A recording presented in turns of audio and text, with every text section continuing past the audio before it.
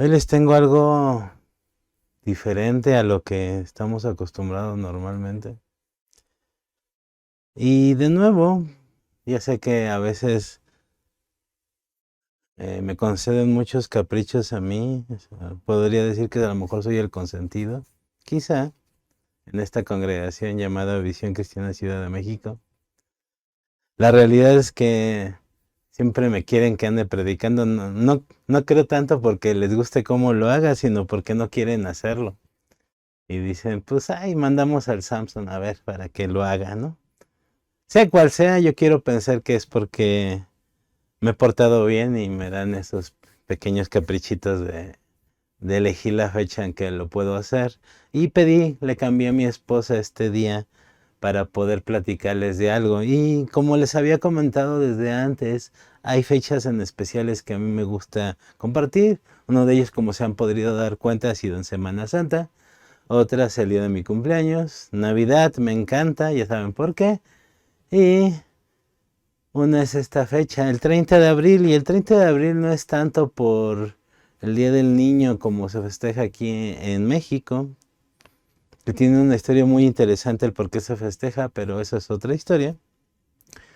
Pero esa fecha es muy especial para mí. Y ahorita te voy a platicar un poquito de eso. Pero quiero comenzar con el título de mi conferencia, de la plática, de la predicación, como quieras llamarle, del día de hoy. Y por ahí se spoileó un poquito en la versión en vivo, en la editada no va a salir, pero van a ver por ahí cómo se llama mi predicación del día de hoy. Y se llama 37. Así como lo escuchan, como lo leen, como lo 37. Y tenía otro título más llamativo, pero dije, no, voy a ponerle este. Si les da curiosidad, entren a verlo y si no, pues no, pero se llama así 37. Y quiero contarles algunas cosas curiosas de este número, porque a lo mejor te dirás, ¿eso qué? ¿Cómo por qué? Y vamos a ver, vamos a revisar algunas cosas. La primera que te quiero comentar. El 37 es el 12º número primo, por si no sabías, después del 31 y antes del 41. También es un primo permutable con 73, que curiosamente es el número 21 de los números primos, el número 21º de los números primos. Y creo que ya te vas dando cuenta que las matemáticas para mí es algo hermoso, algo bellísimo, algo precioso.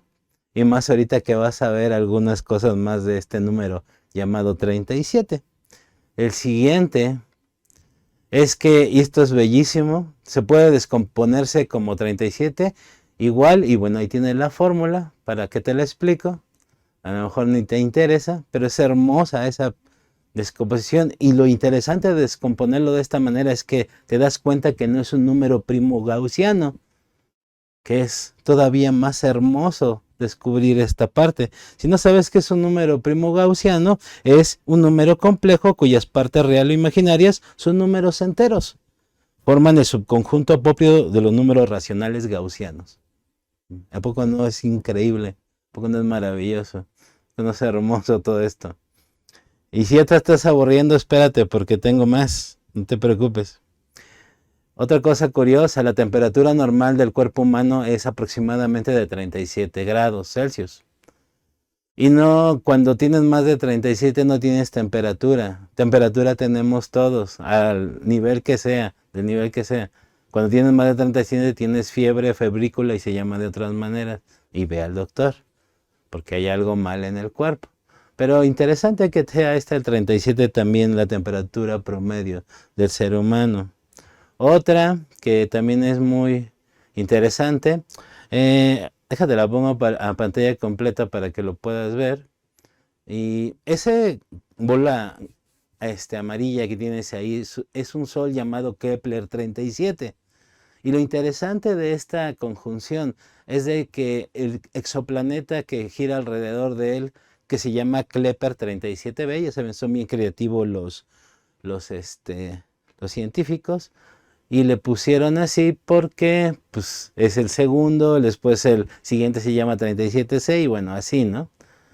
Y lo interesante es que ese pequeñito planeta que orbita alrededor, que es un exoplaneta, es más chiquito que la Luna, Imagínense qué curioso es ese sistema solar.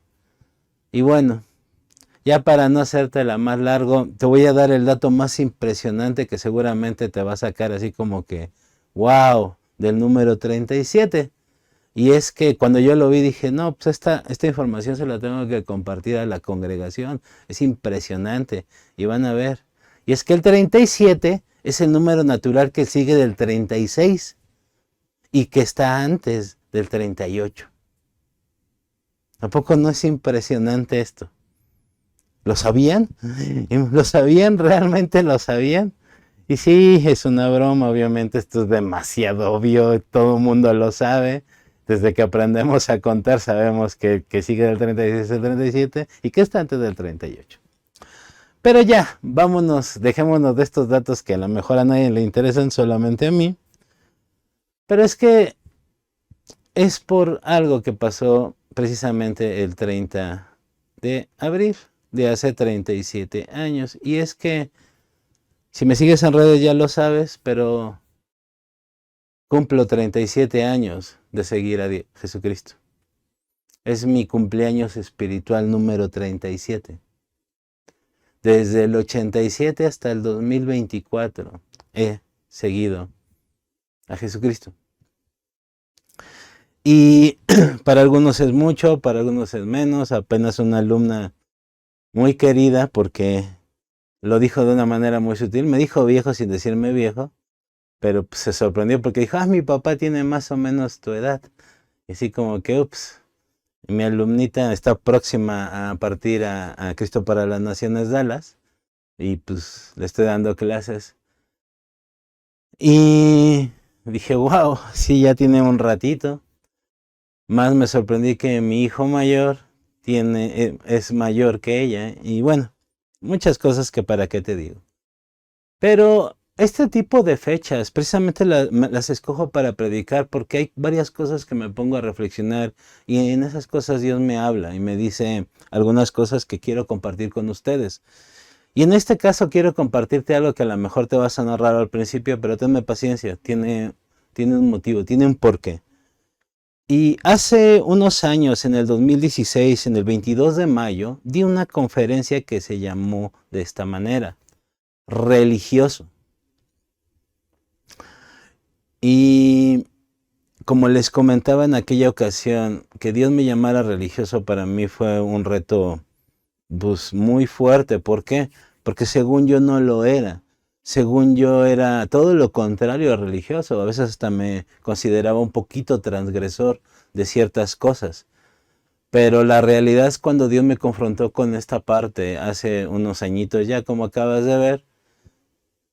Cuando descubrí que era religioso dije, wow, tengo mucho que cambiar en mi vida, tengo mucho que alinearme, tengo muchas cosas que poner atención. Y el que Dios te llame de esta manera, créanme que me enojé, le discutí a Dios, le dije, no es cierto, mira por esto, por esto, por esto, hasta que Dios me confrontó. Y lo curioso es que salió de una discusión que tuvimos mi esposa y yo, que sigo diciéndolo, de las cosas que puedo estar orgulloso desde que me casé, es que ni una sola vez nos hemos peleado.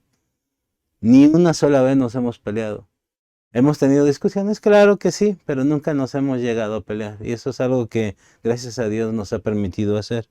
Pero salió de una discusión en la que yo estaba cuestionándole estas partes de la religiosidad de muchas personas.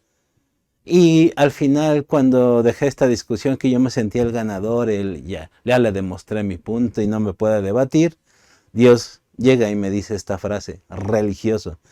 Y pues me pegó como no tienen idea. Y obviamente Dios tenía un propósito y claro, entendí que era religioso. Era muy religioso. Pero no está grabada, sorry, no grabábamos en ese entonces. Pero a lo mejor algún día la retomamos para explicarles cómo está esta situación de religioso. Pero aquí viene la parte que me dijo hace poquito, antes de cumplir mi aniversario, de que comencé a seguir a Cristo, de que entregué mi vida a Jesucristo. Y este iba a ser el título tentador de esta charla, pero no lo fue. Ya les expliqué por qué. Y ahí está. Ahora Dios me llamó idólatra. Te lo pongo grandote para que lo veas. Idólatra fue como me llamó Dios en este aniversario, un poquito antes, de hecho. Y de las cosas curiosas, antes de llamarme de esto, una alumna me estaba preguntando de algo, de una clase que suplí, que se trataba de la historia de la iglesia y de varias cosas que son del grupo de estas revisiones de la historia de la iglesia, pero sobre todo de los eventos canónicos que llevaron a que el evangelio fuera predicado en América. Y dentro de eso tocamos una religión en particular. Y cuando yo le estaba explicando que realmente los religiosos no eran los de esa religión, sino que podríamos ser cualquiera, como que se sorprendió mucho y me empezó a mover algo hasta el grado que Dios empezó a llevarme a este momento en el que me dijo, eres un idólatra. Y que Dios te llame idólatra es algo que, no sé a ti, pero a mí se me pegó. Pero ¿saben qué fue lo bonito de descubrir? Que a diferencia de la vez pasada que me llamó religioso, esta vez en vez de rebatirle y de discutirle, le dije, ¿por qué? Explícame por qué, Dios, no quiero ser así. Si me estás poniendo este título, si me estás poniendo esta palabra para que ponga atención, quiero saber por qué. Y primero me sorprendí por este cambio radical de decir, de reclamarle a Dios, ahora entender y decirle, ¿qué estoy haciendo mal, Dios? Por favor, ayúdame a entenderlo. Fue rapidísimo el cómo me pudo responder. Y dije, quiero saberlo. Y quiero compartirte una frase de un teólogo apologeta y maestro de pastores llamado Timothy Keller, que el año pasado partió ya con el Señor, pero tiene una frase muy interesante sacada de un libro llamado Dioses que fallan, que ayuda a entender un poquito esta parte de qué es una persona idólatra, qué es idolatría. Y quiero compartírtela, te la voy a poner aquí en la pantalla. Y en la siguiente dice, un ídolo es algo que es más importante para usted que Dios. Cualquier cosa que cautive su corazón y su imaginación más que Dios. Cualquier cosa que espere que le proporcione lo que solamente Dios puede darle. Y subrayé algunas cosas ahí, bueno, resalté con un color diferente. Es algo que es más importante para usted que Dios. Eso es un ídolo. Lo que sigue todavía refuerza más cualquier cosa que cautive su corazón y su imaginación más que Dios. Y aquí es donde empezamos a darnos cuenta de que no solamente son algunas figuritas de yeso o de lo que ustedes quieran. Cualquier cosa que espere que le proporcione lo que solamente Dios puede darle. Eso es un ídolo. Y aquí es donde empieza esta situación en la que, y cuando leí esta frase, inmediatamente me puse a reflexionar de qué eran esas situaciones, por qué Dios me estaba diciendo idólatra, por qué tenía estas situaciones. Y empecé a reflexionar sobre mi vida, qué cosas había quitado, qué cosas debería quitar, y encontré muchísimas cosas que realmente yo las estaba haciendo un ídolo, sin darme cuenta. Y ahorita te voy a dar un tip para descubrir qué son esas cosas. Pero hay otra frase de este mismo autor en este mismo libro que lo resume un poquito más y creo que nos puede ayudar a entenderlo más. Y fíjense cuál es. Dice, un ídolo es cualquier cosa que en lo que fije su vista y diga en lo más mínimo de su corazón, en lo más íntimo de su corazón, si consigo eso, mi vida tendrá sentido. Lo repito, un ídolo es cualquier cosa en la que fije su vista y diga en lo más íntimo de su corazón, si consigo eso, mi vida tendrá sentido. Y entonces ya cambian todas las cosas. ¿Por qué? Porque aquí podríamos decir, si consigo éxito, entonces mi vida va a tener sentido. Si consigo tener una casa propia, entonces mi vida tendrá sentido. Si consigo poder predicar frente a muchas personas, entonces mi vida tendrá sentido.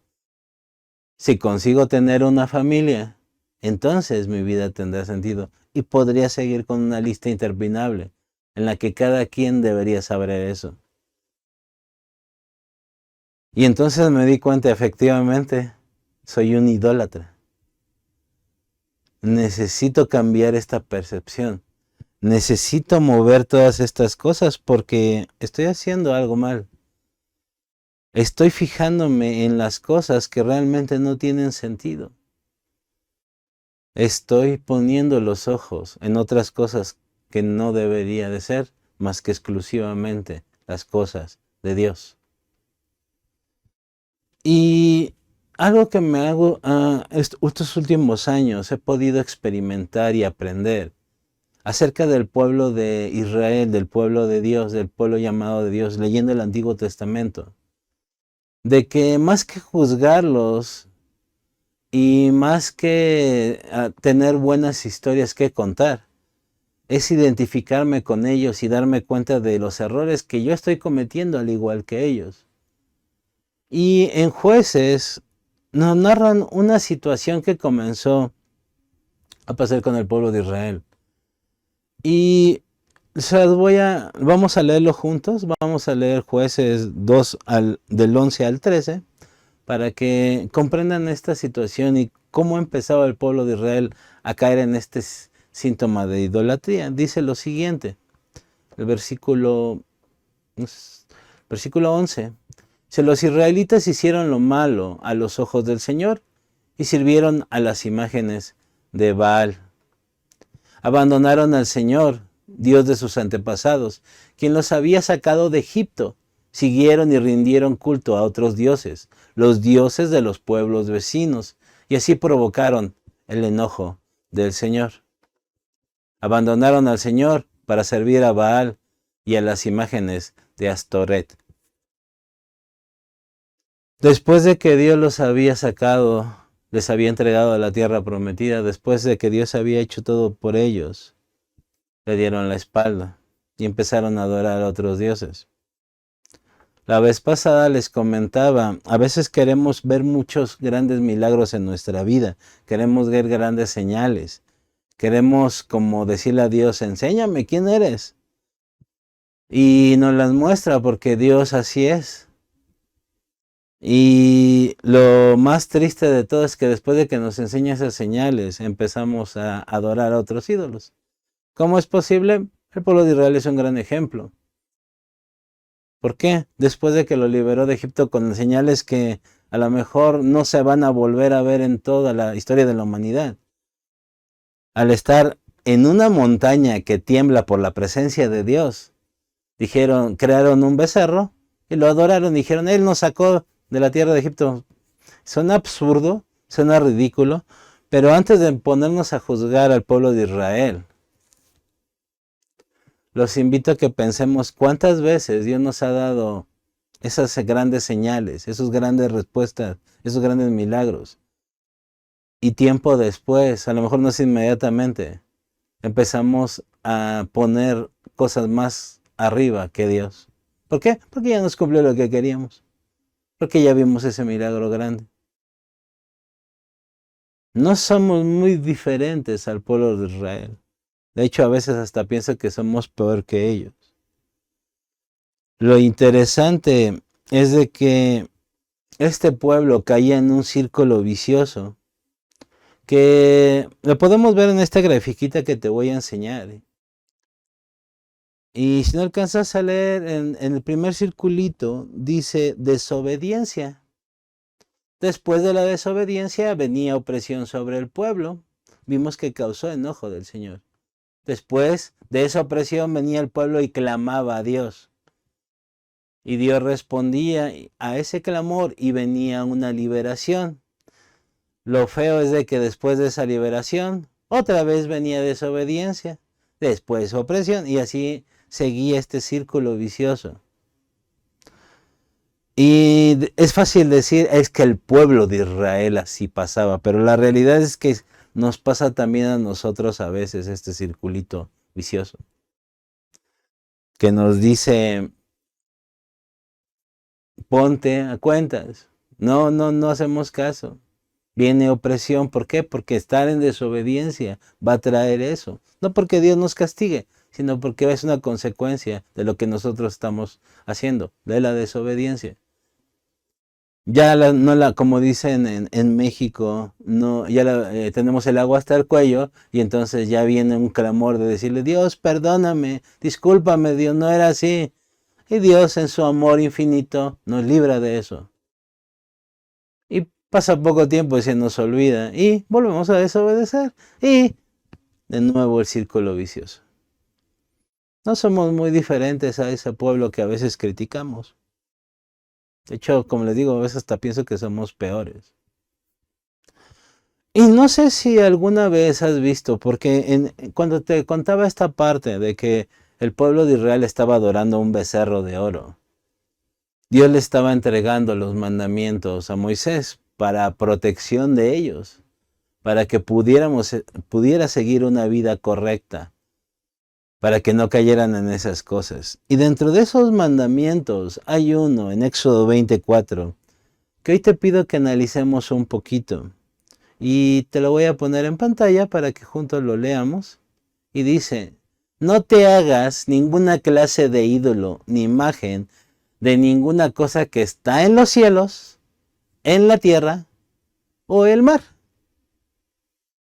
Y me llama la atención lo que puse ahí en colores, porque a veces, de las primeras veces que yo escuchaba este versículo, decía, ¿por qué fue tan específico Dios? Bastaba con decirle que no se hiciera imagen de nada.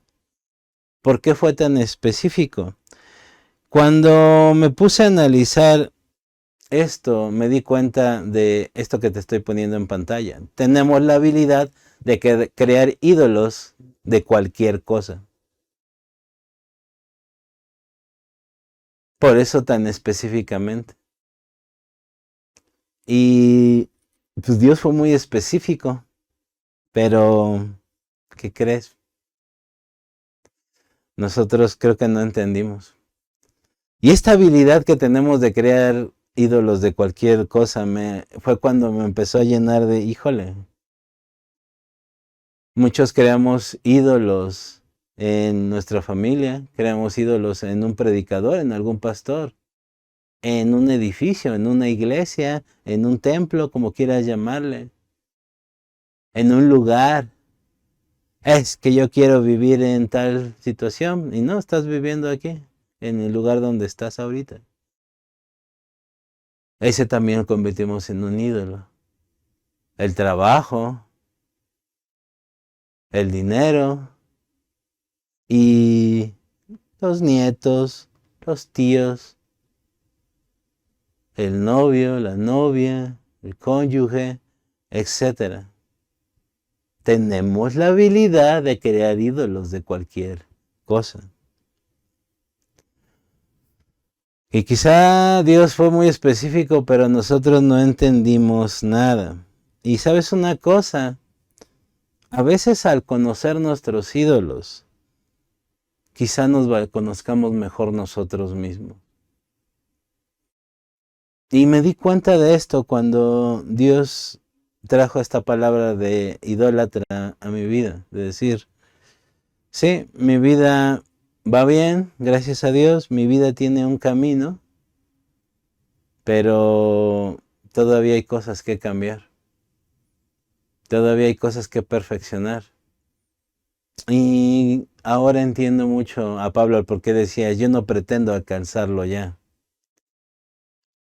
Porque es una búsqueda constante de parecernos al maestro. Te digo, mi aniversario 37 años de seguir al maestro y ahí sigo aprendiendo.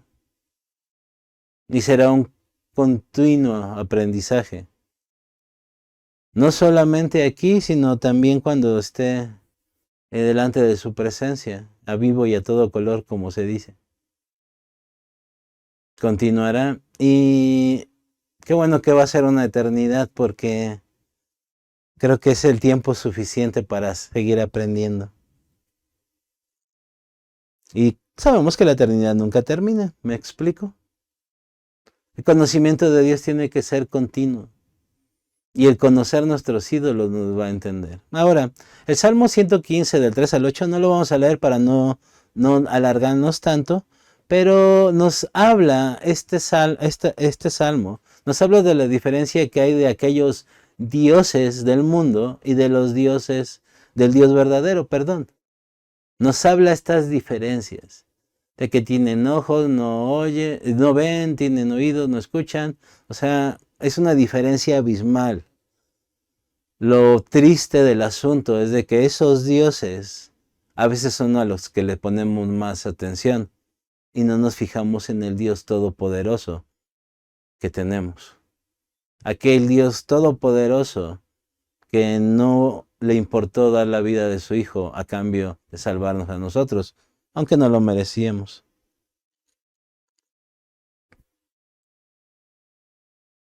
Triste realidad. Si realmente conociéramos a ese Dios, quizá no estaríamos adorando a otras cosas. Por eso es un continuo aprendizaje, por eso es un continuo conocimiento de quién es Dios, para no desviar nuestra mirada de Él. Ahora, te decía que te iba a dar un tip para, para mostrarte cómo podemos identificar esos ídolos, porque a lo mejor ahorita varios están diciendo, no, yo ya no tengo ídolos. Te diría, quizá necesitas que venga Dios y te diga idólatra, como a mí me lo hizo, ¿no? Y quizá te lo está diciendo ahorita, no lo sé. El punto es de que, ¿sabes cómo puedes descubrir cuáles son tus ídolos? Y esto es muy básico. Responde esta pregunta. ¿En qué piensas cuando estás adorando a Dios? ¿Cuáles son esos pensamientos que vienen a ti cuando estás adorando a Dios? Te pido que lo medites un momento en esta pregunta y que tú mismo te la contestes. ¿Por qué te digo esta situación? ¿En qué piensas cuando estás adorando a Dios? Y es que normalmente, según nosotros estamos adorando a Dios y tenemos esta imagen que decimos, ay, mira, esa persona está adorando a Dios, pero no conocemos sus pensamientos. Es una imagen bonita, pero no significa absolutamente nada. Más quizás te estaba posando, ¿no? A lo mejor el niño que está en el lado derecho, que está nomás ahí perdida su mirada, está adorando más a Dios del que está acá con los ojos cerrados y levantando las manos. No lo sabemos. Pero no nos importan ellos. De nuevo, vamos a nosotros. ¿En qué estamos pensando? Porque a veces estamos con las manos levantadas, los ojos cerrados, y estamos así como que, ay, ya se equivocó, la letra no iba por ahí. Así como que, ¿y qué vamos a comer al rato? Creo que tengo pollo, pero no, qué aburrido pollo. Pues compramos algo ahí en la tienda. Oh, chin, ya se me va a acabar el gas. ¿Y si me alcanzará a comprarlo? ¿No? Bueno. Ay, a ver si no predica, Samson y otra vez nos va a regañar y nos va a decir que leamos la Biblia.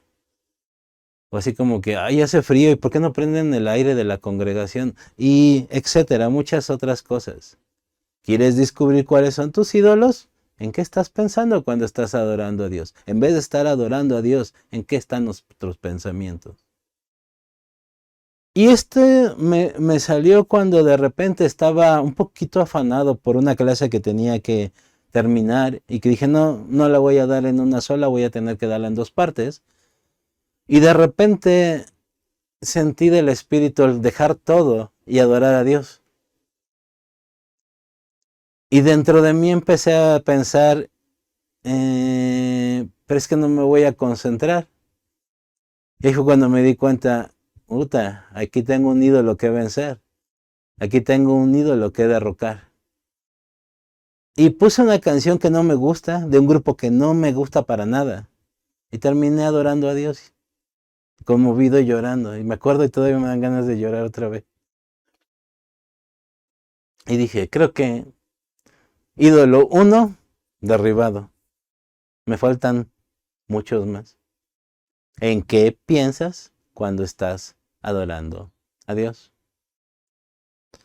Y un gran ejemplo siempre, siempre, siempre lo sé, es Jesucristo.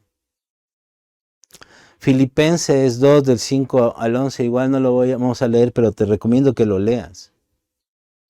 Nos habla de que Jesús nunca tuvo unos ídolos.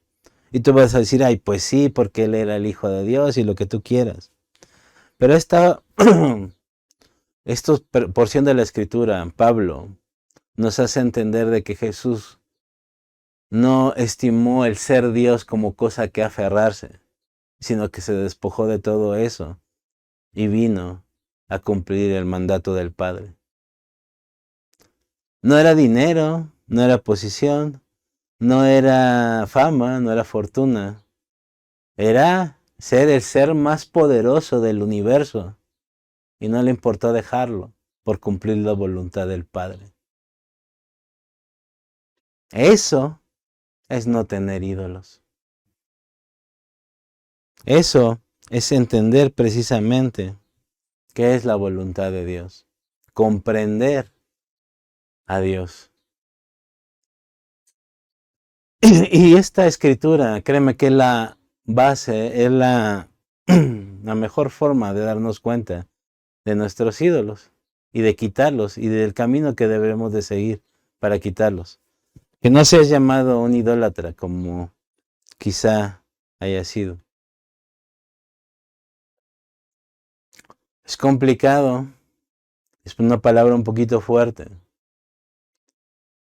Y es interesante ver cómo nosotros queremos ser como Dios desde Génesis, en el principio, en Adán y Eva. Ellos querían ser como Dios. Y es algo que hemos tenido, porque a veces la idolatría no es hacia algo más. A veces la idolatría es con nosotros mismos. Queremos ser igual a Dios. Y Dios no le importó ser como nosotros, ser como su creación. Si notamos el paralelismo tan fuerte que hay en eso. Nosotros queriendo ser Dios y Dios no le importa ser como nosotros con tal de rescatarnos, de salvarnos, de darnos una oportunidad de ser redimidos. Y quiero terminar con algunas partes, con algunas de las cosas que en estos 37 años he aprendido. Podrían de ser muchísimas. Al principio de que iba a armar esto, iban a ser 37, ya saben, para darle al nombre eso, y nada más te iba a explicar sobre eso, pero aquí nada más dejé algunas cuantas. Y no sé si son cosas que ya sepas tú, no sé si son situaciones que tú ya las domines, pero quiero compartírtelas contigo. ¿Por qué? Porque si algo he aprendido a lo largo de estos años de caminar con el Maestro, es de que cuando Dios te recuerda algo, ponle atención. Y si en el sentido propiamente hablando, yo no era un idólatra, pero había todavía ídolos que tenía que derribar. ¿Por qué? Porque me están estorbando para conocer más al Maestro.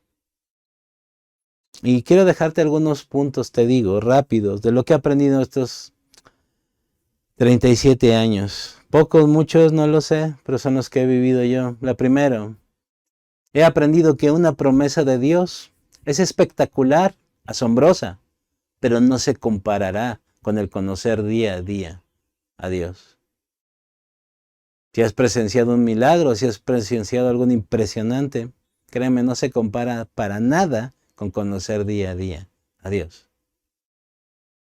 Cuando llegamos a este nivel, créeme que las cosas cambian en una manera muy, muy diferente. Porque esos milagros, dices, son interesantes, pero el conocer a Dios día a día es más impresionante todavía que cualquier cosa que puedas ver. Por eso me da un poquito de ternura a veces ver como que, ay, ¿viste ese milagro tan grande? Y yo, ah, sí. ¿Por qué? Porque es más impresionante conocer a Dios día a día.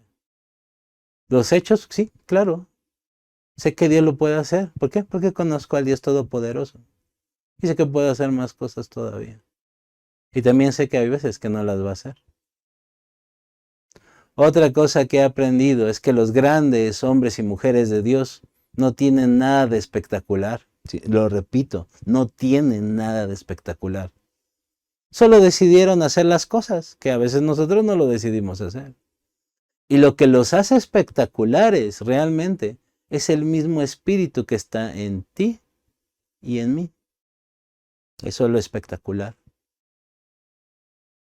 No somos nada diferentes a esas personas. El problema es de que ellos decidieron hacerlo.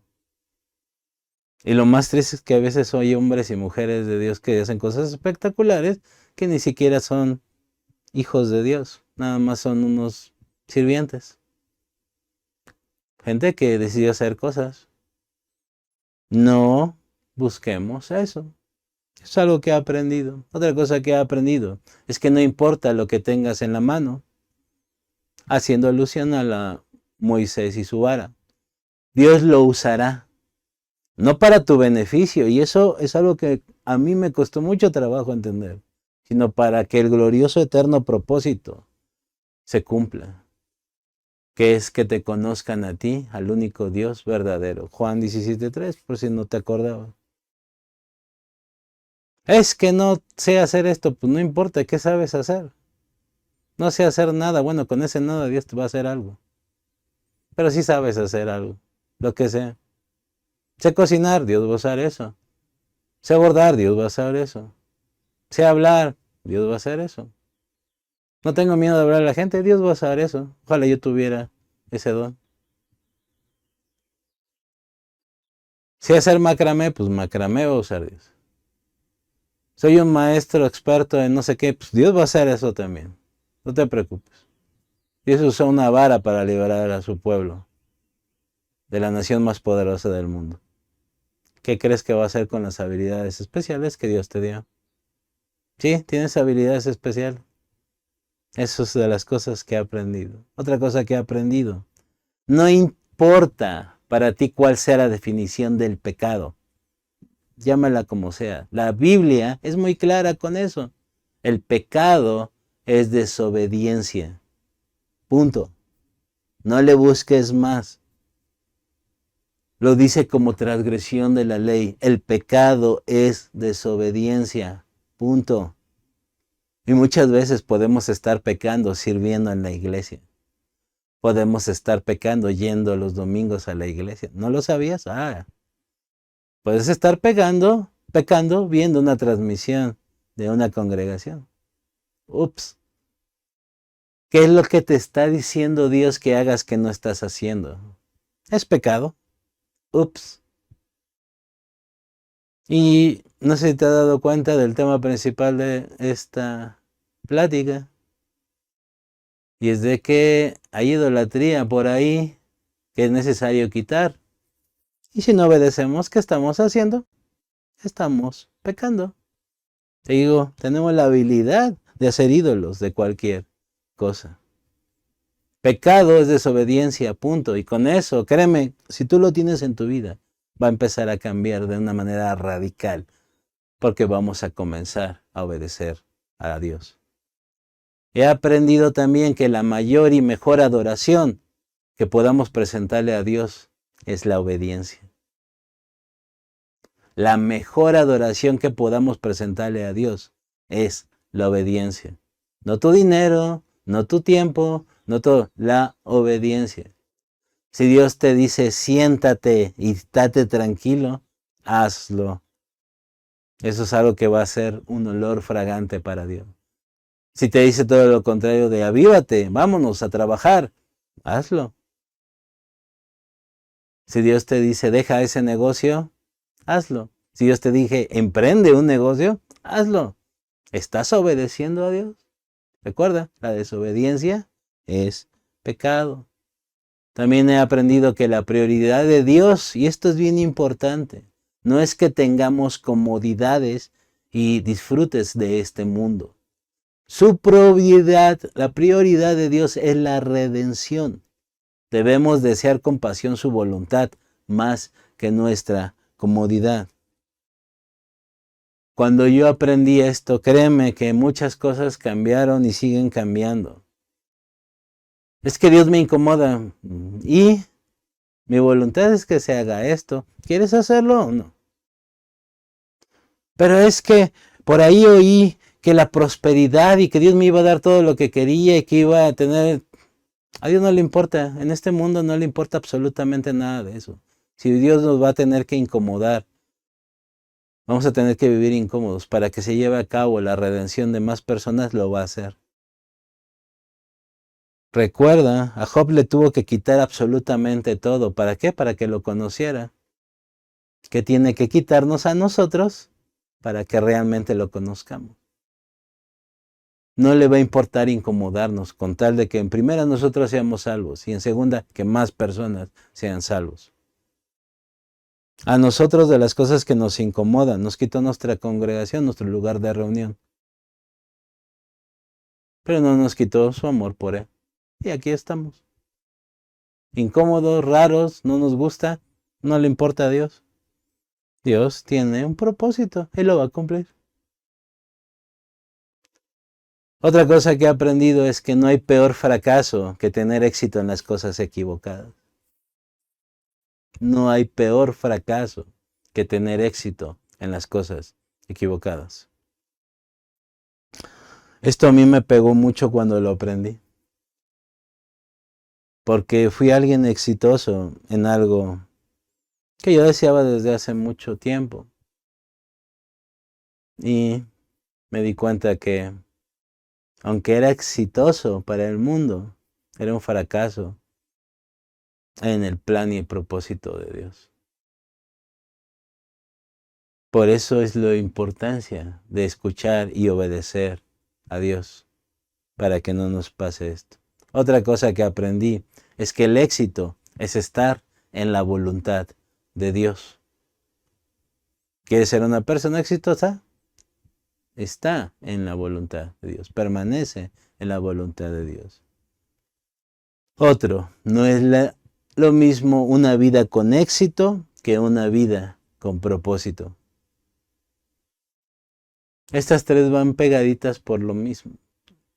Nuestra definición de éxito también puede ser un ídolo.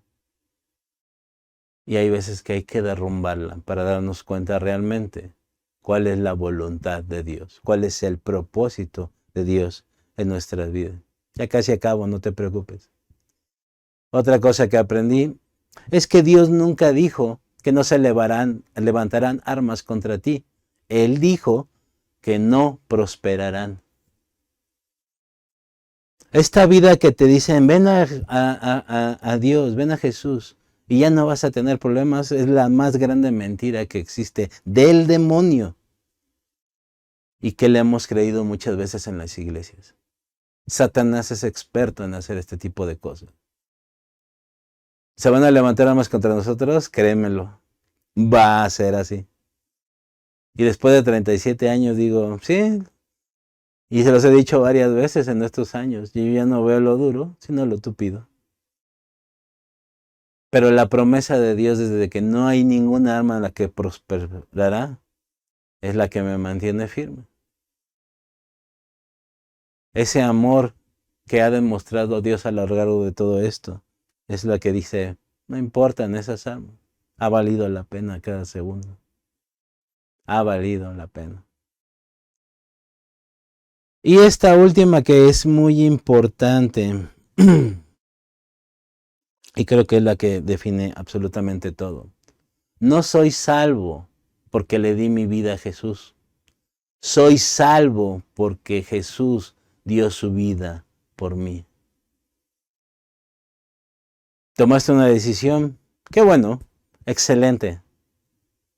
Pero realmente somos salvos porque Jesús dio su vida por nosotros. Cuando entendemos esto, que es de primaria, si quieren, kinder más, de maternal, vámonos más allá. Pero cuando llegamos a entenderlo plenamente, nos vamos a dar cuenta de cuál es el camino que seguir, cuál es la dirección que hay que seguir. No te preocupes, a mí me costó muchos años entenderlo. Muchos de esos 37. Pero cuando lo entendí dije, ups, nada depende de mí, nada importa de lo que sea de mí. Todo gira alrededor de lo que hizo Jesús. Y es aquí donde te quiero ir regresando ya a la parte de la idolatría. Una frase que dijo un pastor llamado Paul Washer, que creo que nos va a ayudar a entender esta parte. Y es la siguiente. Si tienes cualquier motivación en la vida cristiana que no sea Jesucristo, eres un idólatra. De nuevo, si tienes cualquier motivación en la vida cristiana que no sea Jesucristo, eres un idólatra. Sí, si Dios me dijo idólatra a mí, no me iba a ir sin que se lo dijera a ustedes también. Cualquier motivación, la que sea. Y me llamó la atención que donde vi esta frase la gente se empezaba a defender. No, pero es que no hay que ser tan radicales porque la familia y no y ya, idolatría. No, es que también el ministrar, el evangelizar a los demás, idolatría. Pero si son cosas buenas, sí, pero si no es tu motivación, Jesucristo, somos unos idólatras. Y es aquí cuando empiezas a ver estas situaciones de que si me quitara esto Dios, ¿seguiría siguiéndolo? Si no me diera lo que le estoy pidiendo, ¿lo seguiría siguiendo? Y podría continuar y ponerte muchos casos, pero sí me estoy explicando a dónde quiero llegar. Si nuestra motivación no es Jesucristo, somos unos idólatras. Pregunta directa, muy directa. ¿Estoy dispuesto a hacer lo que Dios me diga en cualquier área de mi vida? ¿Estoy dispuesto a hacer lo que Dios me diga en cualquier área de mi vida? ¿Estás dispuesto?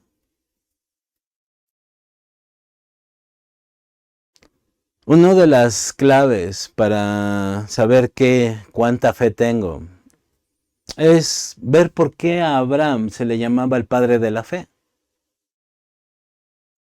Desde las primeras menciones de la Biblia de Abraham lo explica claramente el por qué. ¿Qué le dijo Dios? Deja todo y vete. Oye Dios, pero ¿qué voy a hacer? ¿Dónde voy a ir? Hago mi cambio de residencia de mi número de seguro social. Primero déjame ir a enterrar a mi padre. Y todas las cosas que hemos encontrado de pretextos. No. Agarró sus chivas, su sobrino de pilón, que pues ojalá no hubiera tenido tantas broncas con su sobrino, pero se lo llevó y se fue. Y lo primero que hace al llegar a la tierra donde le dice aquí, estate un rato, es crear un altar y adorar a Dios, el mayor adorador de todos. ¿Y cómo sabemos que era un verdadero adorador? Porque el único que estaba pensando era en Dios. ¿Te acuerdas de lo que te dije de cómo descubrir a tus ídolos? Es que no tengo fe, pues quizá es porque no estamos obedeciendo. Porque no le estamos creyendo a Dios cuando nos ordena algo. De nuevo la pregunta, ¿estoy dispuesto a hacer lo que Dios me diga en cualquier área de mi vida? Y es ahí donde están los ídolos. Termino con un versículo que a lo mejor vas a decir, caray, pero tiene un gran significado. Y te lo voy a presentar en dos versiones. La versión griega, que es una traducción literal que hace la Reina Valera 60 y algunas otras, que está en primera de Juan 5:21, que dice lo siguiente: hijitos, guárdense de los ídolos. Y esta es la última frase que dice Juan en su primera carta. Es la última, el último versículo. Y tú pensarás, pues les estaba ya hablando de aquellos ídolos y de todas estas situaciones. Lo interesante es que ya dándole el contexto y viendo todo y traduciéndolo un poquito más de nuestro lado, en nuestra lengua, la traducción quedaría de esta manera: queridos hijos, aléjense de todo lo que pueda ocupar el lugar de Dios en el corazón. Aléjense de todo lo que pueda ocupar el lugar de Dios en el corazón.